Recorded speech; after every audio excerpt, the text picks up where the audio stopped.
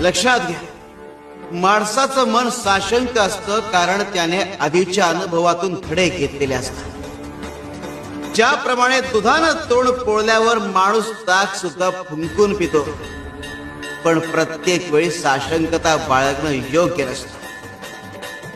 काही वेळा विश्वासाचं नवीन बी रुजवण्यासाठी प्रयत्न करावे लागतात, तेव्हा संयम बाळगा, कारण विश्वास निर्माण करायला वेळ लागतो.